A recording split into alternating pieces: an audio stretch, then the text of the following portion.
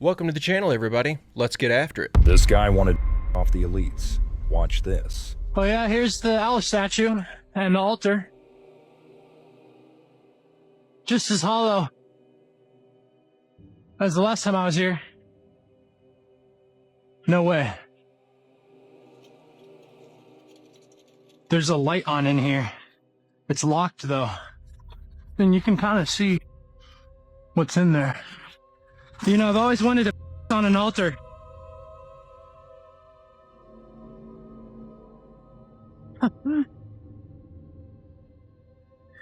And you'd think if we were going to have any problems, we would have already had problems.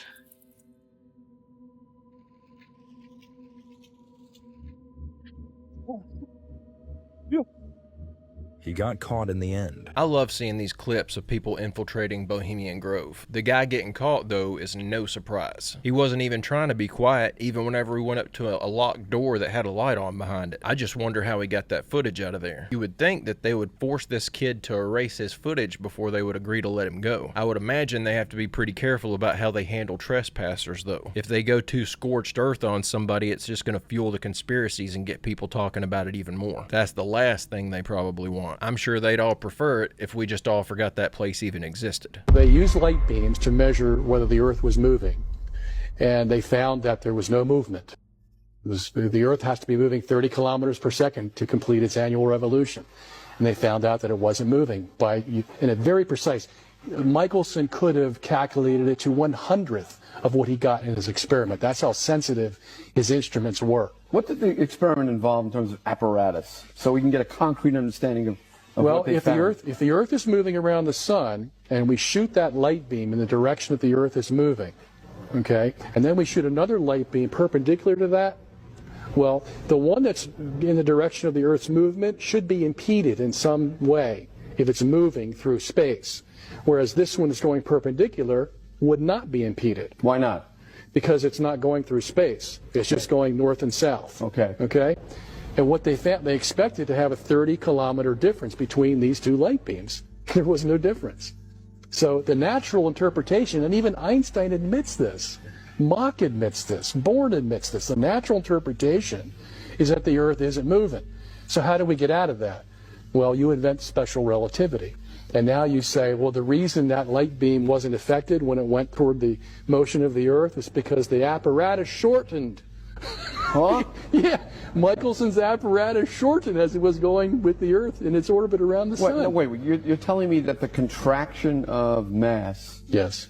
was invented to explain away the results of the Michelson-Morley experiment? Yes, and that's what my book will tell you, and it's been admitted by all the scientists. That's weird. It almost seems as if they confirmed what Scripture says about our Earth and then hurried up and developed a new field of scientific study to try to explain it all away. It sure seems to me that a lot of areas of scientific study got their start in an effort to try to disprove our actual true history. That was the purpose for the theory of evolution, which over 100 years later there's still no concrete evidence of. That was their purpose for the need to carbon date everything. They want us to think that the Earth is millions of years old, and that's just simply not true. Carbon dating has been proven time and time again to be a complete garbage technology. They use junk science to come to these conclusions, and then they tell all of our elementary school kids to trust the science. They're purposefully misleading people. Hey, don't forget to click like and subscribe if you haven't already, and check out my merch store at barry-stepp.com. Boom. There's one. And then here comes another. Boom. Right there.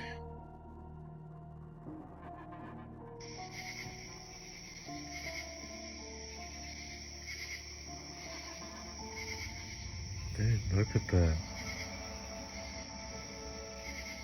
I see why they always take pictures, show you still images, so you don't see those little craters, those little bubbles blinking and moving around.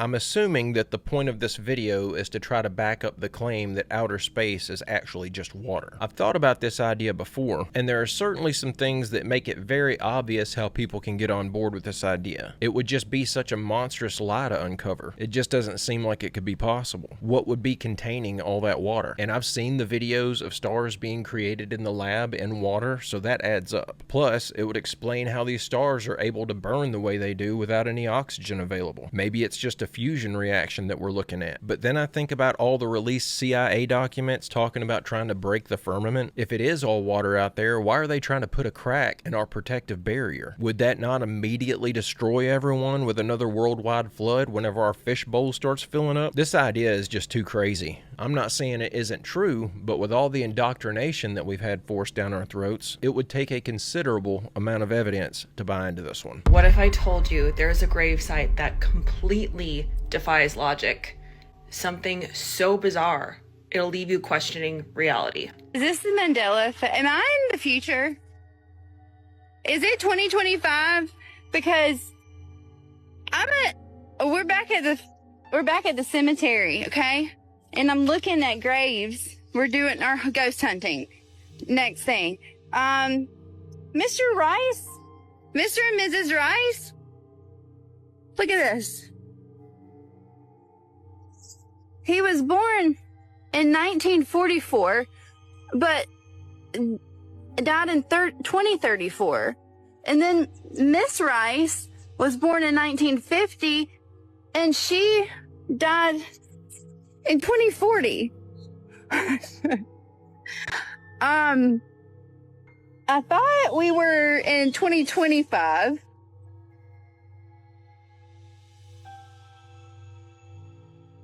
Did I time warp when I came through the other night?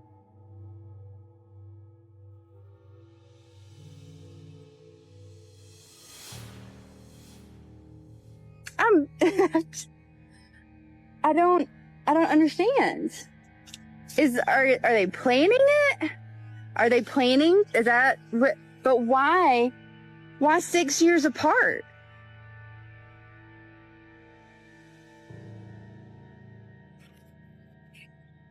I'm confused. I dug, and I couldn't find any information online about why this might happen. I couldn't even find any other examples or photos of this same thing taking place somewhere else. And there could be a simple, reasonable explanation here. Maybe both of these individuals are really into fortune tellers, and they're just convinced that those are the dates that they're going to die. I know that excuse sounds stupid. I'm just trying to rationalize this. If I were that lady, I'd go talk to whoever's in charge of that graveyard and ask them about it. They may have an answer for you. If they don't, and they can't track down an answer from the owners or something, then it may be a reasonable idea to dig that grave up and see what's down there. I'm wondering if someone bought this grave plot and used it to bury something important. So they put that date on that gravestone so they could remember where they buried it at. I would say there shouldn't be any ethical concerns with digging either of those graves up. If those dates are to be believed, there shouldn't be any bodies down there. There were 5,770 photographs taken on the lunar surface by the 12 astronauts. The only proof you need to prove that the moon landings are fake is that one picture where an astronaut shadow is at 12 o'clock and a shadow from a rock 5 feet away is going at 9 o'clock. That's impossible to happen in sunlight. From an analytical standpoint, photographic anomalies have to be sought out with an understanding of lighting and shadows. The most straightforward is simple. When objects are lit solely by the sun, as all the scenes on the moon were said to be, after all, lighting equipment was not only impractical, it was unnecessary in bright sunlight, then all shadows, regardless of the landscape, will run parallel with one another and never intersect, as shown by this example.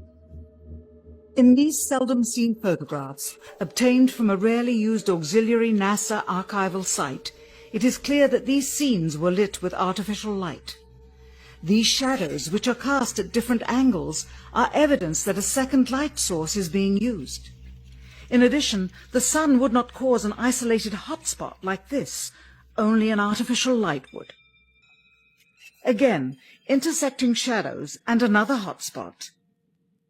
And again. And again. It is simply impossible for this picture to have been taken with sunlight on the moon. Here, the shadows are shown to be as black as pitch. And yet here, completely in a shadow, the astronaut is lit up like a Christmas tree. How can this be? Or this, on the shadow side of the lunar module. In this magnification of an Apollo photograph, a rock, very likely a papier-mâché prop because of the crease here, is categorized with the letter C. In later releases of the same picture, the letter is gone, probably airbrushed out. Here a crosshair, which was burned directly into the image from the film plate, and thus should always appear on top of the objects in the photograph, appears behind the object in this scene, clearly revealing a composite of two pictures into one. Someone apparently forgot to create a burn crater underneath the lunar module's 10,000-pound thrust engine, despite the fact that during ground tests there was a real concern for the vehicle falling into the hole the engine created as it descended. Look at the timeline of these events. We have Operation High Jump launching in August of 1946 and then running until February of 1947. NASA was created in July of 1958. Just 10 years later. And if these CIA documents are to be believed, this is 10 years after we discovered that we can't get off of this planet. The claim is that NASA was started in response to the Soviet Union's launch of Sputnik, but I think that was likely just a convenient sounding motive. And then they expect us to believe that in only 11 years, a government-ran organization, which are not exactly known for their competence and efficiency, they figured out how to launch a manned rocket to the moon. Yet here we are more than 50 years later and we still haven't taken a second trip. They've spent more time trying to defend that initial trip than they spent trying to get those guys up there in the first place. The longer they hold on to this lie, the harder it's going to be for them to build back any kind of public trust. They need to just admit it already. My name is Anya, or Anna Wick, formerly Anna Petrova, formerly Owen Theodore Epstein, born Anya Beth Epstein on June 4th, 1988 in Boulder, Colorado, with my twin brother, Shia LaBeouf, to our father, Stephen Bruce Epstein, and our mother, Shayna Sadie LaBeouf, who separated us, forging our birth certificates as part of a ritualized, highly organized, generationally planned child cult that initiates 3-year-olds and deifies.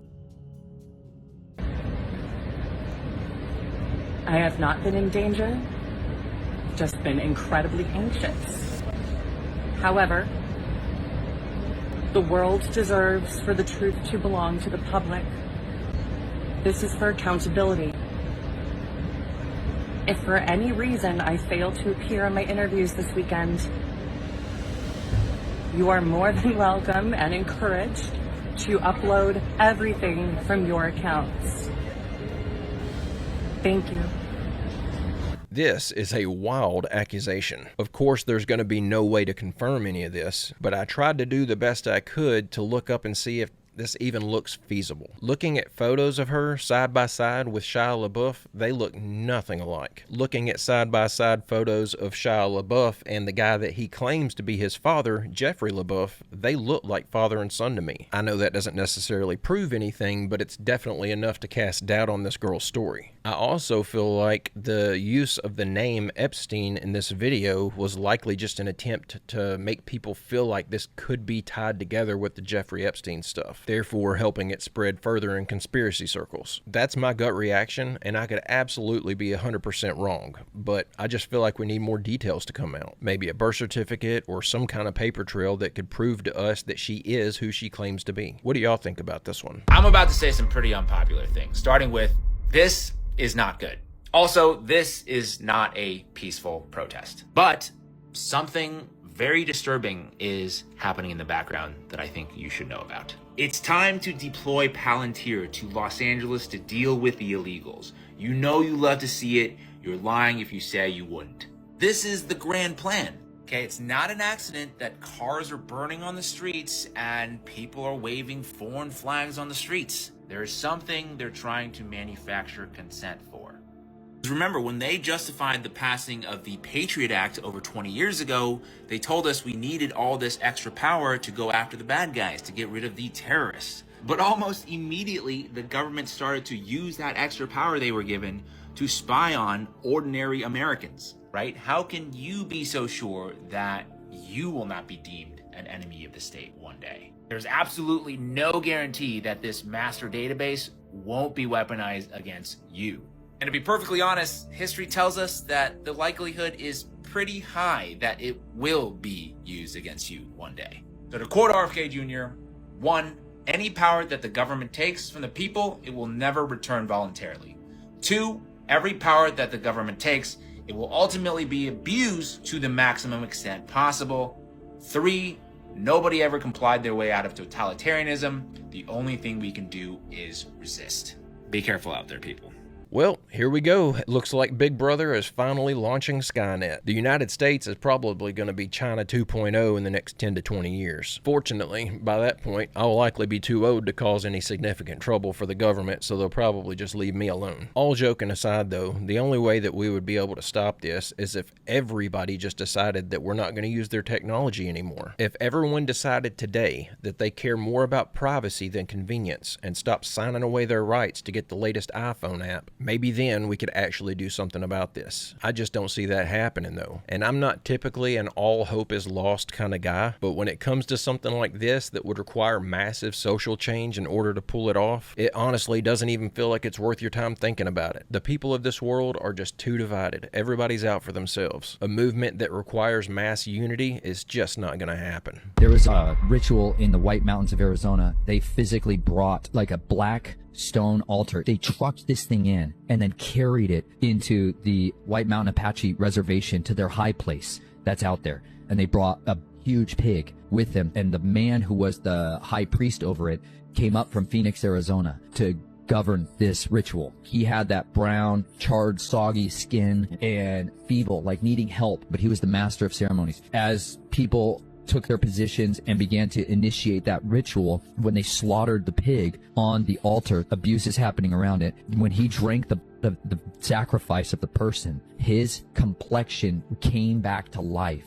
Like he lost 20 years on his life. His skin transformed in front of my face to be that of a much younger man. And his spine stood erect. The joints of his hands were straightened out. That is a vampire. I have a really difficult time believing stuff like this. It's funny because I absolutely believe that stuff like this goes on. I guess I just have a hard time believing that they would allow someone to see them doing this and then just let them leave and go out and tell all their secrets to the world. As I'm saying this, though, I'm realizing they probably just assumed that no one would believe him if he did say anything. So there probably isn't really that much perceived risk in letting the guy go out there and run his mouth. It would literally just be his word against theirs, and he doesn't even have any names to give out, so it's technically his word against no one. All he knows is this was some elderly guy from Phoenix, Arizona. I'm pretty sure they have more than one of those there. That's not really enough information to track down anybody with. What do y'all think about this guy's story? Archaeologists have discovered a 140,000-year-old sunken world beneath the ocean floor, and you won't believe what kind of humans and animals they found down there. So buried beneath the sea near Indonesia, forgotten land has revealed clues about humanity's distant past.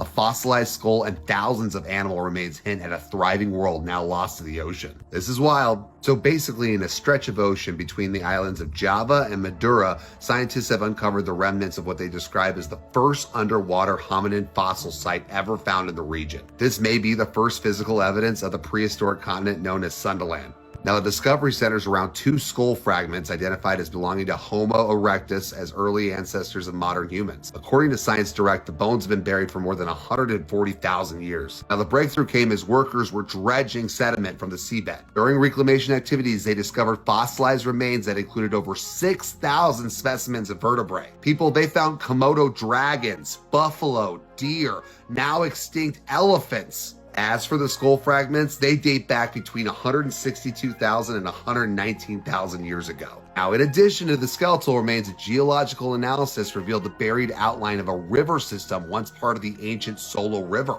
Now, the valley where the fossils were found had once been home to a diverse mix of herbivores and predators, including species of deer whose bones and teeth were found scattered throughout the area. Now, what's crazy is further analysis of the animal bones revealed distinct cut marks, evidence researchers say of deliberately butchering the animals. This means the people had tools and were able to hunt and process large animals. There was also fossils of an antelope-like species. So what began as an accidental discovery by sand miners has become a pivotal moment in the study of early human history in Asia. Researchers are uncovering a lost chapter of human evolution, one that has remained hidden beneath the sea for millennia. They're claiming that this is 140,000 years old, but how did they come to that conclusion? Carbon dating? As soon as they start throwing out terminology like hundreds of thousands or millions of years old, that discredits all of their conclusions as far as I'm concerned. They carbon dated a living mollusk shell as being 2,300 years old once. Just think about it like this. Even if carbon dating was accurate and we didn't have example after example of people showing that it doesn't work, we simply don't have a way to check its consistency. It all comes down to having faith in the process and having an equal amount of faith in the results. And I just simply have no faith for anything that man tells me. There is always a motive involved. Do you think that isn't Tesla's stuff still classified by the U.S.? And then I know Townsend Brown's is classified by the Navy. So we're talking about classifications of all these other things and declassifications of all these other things. What about the science? Fundamental science shouldn't be classified. Can we get Tesla's work open source? Here's the problem. Everything that doesn't fly or teleport should and could be declassified. I mean, a lot of it be medical. I mean, I've seen some technologies at a underground lab on the Mexican-American border, really? El Paso, that you could regrow a limb, a severed spinal cord could be corrected. Are you serious? Yes. But that's not being widely distributed? No, because the physics behind it, I don't know if you have a physics background. The physics behind that. Scalar. No, trans-dimensional physics would be able to also quickly, to any scientist, be converted to, I can generate energy from that. All right? So if you, in the energy sector that runs the planet, where everyone's dependent on this line of super tankers and power plants and all of that, the whole Bretton Woods with the petrodollar, the dollar being the reserve currency because of petroleum, basically. Aramco in Saudi Arabia was basically set up by the CIA. So all of that integrated macroeconomic issue is really one of the core reasons for the secrecy. And so any technology that would open that door, they don't want out because it threatens the current order. Yeah. I'm not a big fan of Stephen Greer, but I will give credit where credit is due. This is the single most logical explanation I have ever heard as to why we don't have all these technological advancements in medicine that we should have in 2025. I always assumed that it was all about money, but I always figured it was just, the idea of trying to keep people coming back so that you could keep that money flowing in. If they cure you, they can't siphon any more dollars out of your pocket. However, I don't think there's anything fought over in this world more than energy. Whoever controls all the energy controls everything. It makes sense that they would shelf any kind of device that an engineer or a scientist using that device might look at and immediately recognize as a potential free energy device. That would be the last thing that they would want released to the public. All right, here's a clip about Victor Schauberger talking about how he's able to channel his consciousness, or basically send his consciousness through nature, like through the water. For those who don't know, Victor Schauberger was the water what Nikola Tesla was to electricity. He was a recognized genius known as the water wizard. But what was his wellspring and source of genius? This is what he had to say on the subject, and I quote, "Already, from earliest childhood, it was my deepest wish to understand nature, and through this come closer to the truth I could not find at school or church. I was repeatedly drawn to the forest, where I could watch the flow of water for hours on end without getting tired or irritable.